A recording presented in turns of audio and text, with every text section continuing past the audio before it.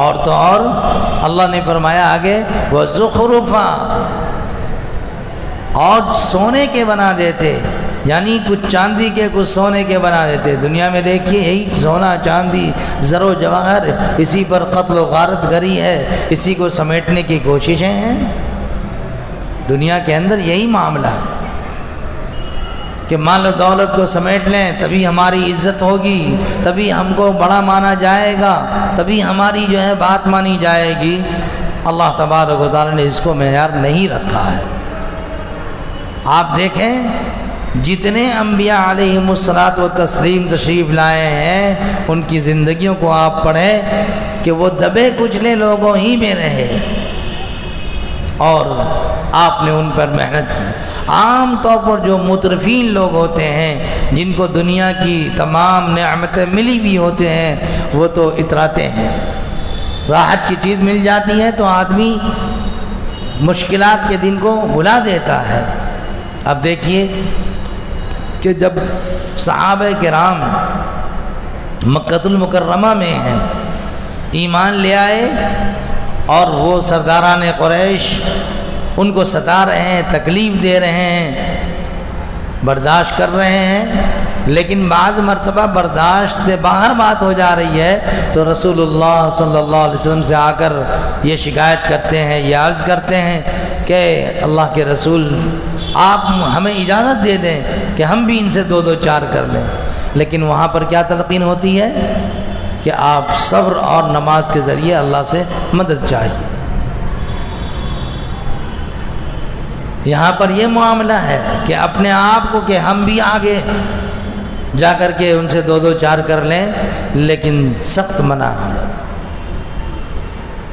اب یہی صحابہ جب ہجرت کر کے مدینہ تشریف لے جاتے ہیں، مدینہ تشریف لے جانے کے بعد اب وہاں جو محبت، جو پیار اور جو ساری ہمدردیاں ملی ہیں، دنیا کا کوئی شخص یا دنیا کی کوئی قوم یہ مثال پیش نہیں کر سکتی جو صحابہ کی مقدس جماعت نے ایثار و قربانی دی۔ ایک طرف مہاجر بن کر آئے تو دوسروں نے انصار بن کر مدد کیا، اور کس طریقے سے مدد کیا وہ کھلی کتابوں ہیں۔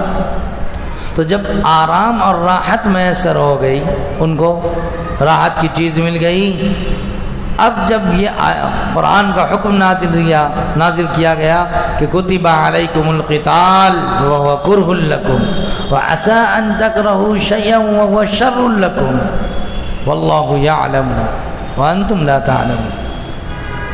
اب جب قتال کو یعنی جہاد فی سبیل اللہ کو فرض کیا گیا تو اب دلوں میں یہ کہ بھائی اب آرام راحت کے دن آ گئے، چھوڑیں وہ جو جہاں ہے اپنا ہو جانے، یہ چیزیں آ گئیں۔ اللہ تعالیٰ نے فوراً مخاطب فرمایا کہ اللہ تعالیٰ نے جہاد کو تم پر فرض کر دیا ہے، اور بعض وہ چیزیں جس کو تم ناپسند کرتے ہو لیکن اللہ تعالیٰ نے تمہارے لیے اس کے اندر بہتری رکھی ہے۔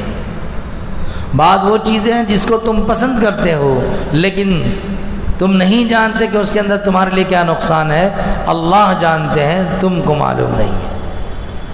تو آپ دیکھیں کہ جب بھی آدمی کو حالت اطمینان کے مل جاتے ہیں تو مصیبت و پریشانی کے دن کو بھلا دیتا ہے۔ آج الحمدللہ ہمیں اس ملک کے اندر آزادی نصیب ہوئی، لیکن اس ملک کے اندر آزادی جو ہم کو حاصل ہوئی ہے کہ ہزاروں لوگوں نے، اور اس میں اکثر و بیشتر مسلمانوں نے، اور اس میں علماء نے قربانیاں دی ہیں۔ ابھی نماز سے پہلے جمعیت کی میٹنگ چل رہی ہے، مشورہ چل رہا تھا تو وہاں جانا ہوا۔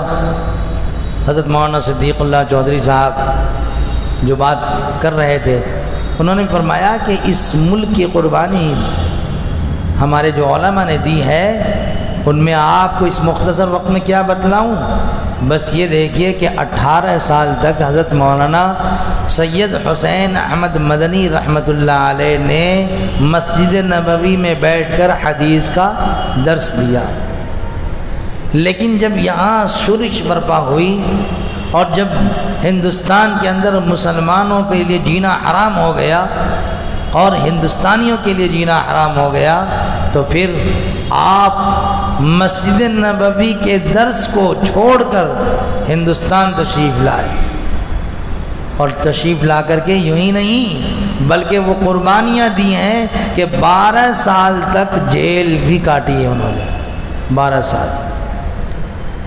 مولانا ابوالکلام آزاد رحمۃ اللہ علیہ جب حضرت مولانا حسین احمد مدنی رحمۃ اللہ علیہ کا انتقال ہو گیا اور دیوبند تشریف لے گئے، وہاں جانے کے بعد غسل دیا جا رہا تھا تو جو نشانات تھے، پیٹھ پر جو نشانات تھے، حضرت مولانا ابوالکلام آزاد رحمۃ اللہ علیہ سے رہا نہیں گیا اور وہ ابل پڑے اور کہنے لگے کہ آپ نے ہمیں یہ کہہ دیا تھا کہ لوگوں کو نہ بتانا کہ انگریزوں نے میرے ساتھ کیا معاملہ کیا ہے، لیکن مجھے رہا نہیں جا رہا ہے کہ انگریزوں نے آپ کے ساتھ کیا معاملہ کیا۔ ایسے کوڑے برسائے، سخت سے سخت سزائیں دی گئیں مولانا حسین احمد مدنی رحمۃ اللہ علیہ۔ یہی وجہ ہے کہ جن لوگوں کے دل میں ان کی وقت اور اہمیت تھی تو مولانا فرمانے لگے کہ ڈاکٹر راجندر پرساد جو اس وقت صدر تھے ہندوستان کے پہلے صدر، جب وہ جا رہے تھے سہارنپور کی طرف تو لوگوں نے بتلایا کہ قریب میں دیوبند بھی ہے، تو انہوں نے کہا کہ وہی دیوبند جو مدنی جہاں رہتے ہیں مولانا حسین احمد مدنی، کہا ہاں وہی۔ کہنے لگے کہ اچھا خبر کر دو، ہم واپسی میں آئیں گے۔ واپسی میں جب آنے لگے تو اب یہ کہ ملک کا صدر جمہوریہ آ رہا ہے دارالعلوم میں، کیا کریں، کس طریقے سے انتظام کریں؟ مولانا حسین احمد مدنی رحمۃ اللہ علیہ نے فرمایا کہ راجندر پرساد صدر جمہوریہ بنے ہیں لیکن انہوں نے ہمارے ساتھ جیل کے اندر زندگی گزاری ہے، ہم لوگ ایک جگہ بیٹھ کر رہا کرتے تھے، ایک جگہ ہمیں سزائیں ملتی تھیں، آنے دو، جیل میں جیسے بیٹھتے تھے ویسے ہی ہم یہاں بیٹھیں گے۔ یہ تھے وہ حضرات کہ اللہ تعالیٰ نے وہ وقت اور اہمیت دی تھی۔ تو اس طریقے سے بڑی قربانیاں ہیں۔ قربانی جو قربانی دیتے ہیں تو ان کے اندر اہمیت ہوتی ہے۔ آپ دیکھیے، باپ اگر دکان کو، کارخانے کو خون پسینہ ایک کر کے اور وہ اس کو لگائے، کھڑا کرے، دکان کھڑا کرے، کارخانہ کھڑا کرے، اولاد اگر اس کا صحیح استعمال نہیں کرتی ہے، غلط استعمال کرتی ہے اولاد، تو باپ اپنی لگائی ہوئی اس چیز کو برداشت کرے گا کہ وہ برباد ہو؟ نہیں برداشت کرے، کیونکہ خون پسینہ لگا ہے۔ اسی لیے آج ہمیں جو آزادی مل گئی ہے نا، تو ہمیں تو کچھ یہ نہیں ہے، ہمارا تو کچھ معاملہ نہیں ہوا۔ ہاں، ہم اپنے آباء و اجداد کو یاد کرتے ہیں، رسماً یاد کر لیتے ہیں، تاریخ پڑھنے کی ضرورت ہے۔ اسی لیے ہمارے بزرگوں نے کہا کہ جو قوم ماضی سے کٹ جاتی ہے اس کا مستقبل روشن نہیں ہوتا ہے۔ جب ہم ماضی کو یاد رکھیں گے، اپنے بزرگوں کے واقعات پڑھیں گے، ان کی تاریخ کے اوراق میں ان کی زندگیاں کھنگالیں گے، تب ہمیں اہمیت ہوگی اور ویسا عزم ہمیں اور حوصلہ ہمیں ملے گا۔ اور اگر نہیں تو دیکھیے، جو قوم سو جاتی ہے تو اس کا کچھ نہیں ہوتا ہے۔ تو جب آدمی کو عیش اور تنعم کی زندگی مل جاتی ہے تو قربانی والے ایام کو وہ بھول جاتا ہے۔ تو اللہ تعالیٰ فرماتے ہیں کہ اگر ہم چاہتے، اللہ تعالیٰ نے یہ دنیا آزمائش کے لیے رکھی ہے، چاہتے تو سب ایک ہی مذہب پر ہوتے، کوئی اللہ کی نافرمانی کرنے والا نہیں ہوتا، لیکن اللہ تعالیٰ نے یہ دنیا آزمائش کے لیے بنائی ہے۔ کون اللہ کی عبادت کرتا ہے، کون اللہ کی نافرمانی کرتا ہے؟ راستے تو بتلا دیے نا، یہ صراط مستقیم ہے، یہ زیغ و ضلال کا راستہ ہے، یہ گمراہی کا راستہ ہے۔ اب تم صراط مستقیم پر چل کر اپنے رب کو راضی کر لو۔ تو اللہ تعالیٰ نے یہاں فرمایا کہ اگر اللہ چاہتے تو ساری امت کو ایک ہی بناتے، لَجَعَلْنَا لِمَنْ يَكْفُرُ بِالرَّحْمَنِ، لیکن اللہ تعالیٰ نے بنایا ہے کہ رحمان کی جو منکر ہے اگر چاہتے تو سب کو سونے چاندی کی چیزیں دے دیتے. وَلِبُيُوتِهِمْ سُقُفًا مِّن فِضَّةٍ وَمَعَارِجَ عَلَيْهَا يَظْهَرُونَ وَلِبُيُوتِهِمْ أَبْوَابًا وَسُرُرًا عَلَيْهَا يَتَّكِئُونَ وَزُخْرُفًا. چاہتے تو سونے کے دروازے ہوتے، سونے کے بستر ہوتے، چاندی کی سیڑھیاں ہوتی، چاندی کے چھت ہوتے وغیرہ وغیرہ.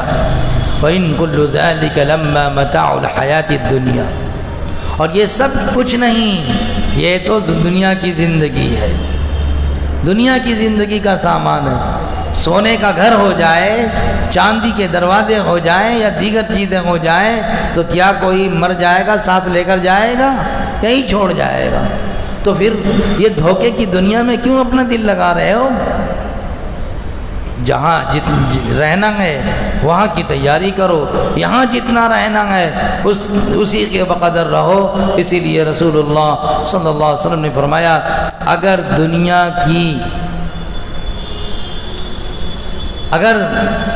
کی حیثیت اللہ کے نزدیک مچھر کے ایک پر کے برابر بھی ہوتی تو اللہ تعالیٰ کسی کافر کو اس سے پانی کا ایک گھونٹ بھی نہ دیتے.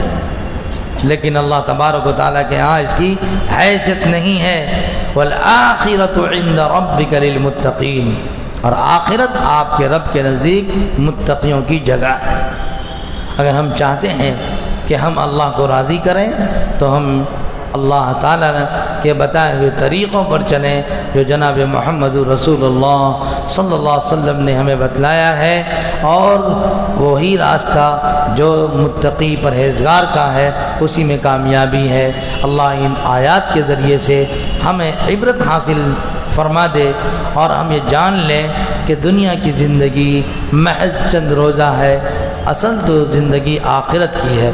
اسی لیے رسول اللہ صلی اللہ علیہ وسلم فرمایا کرتے تھے اللہم لا عیش الا عیش الآخرہ، اللہم لا عیش الا عیش الآخرہ فرحم الانصار والمہاجرہ. اے اللہ اصل زندگی تو آخرت کی زندگی ہے، لہذا انصار اور مہاجر پر رحم فرمائیے.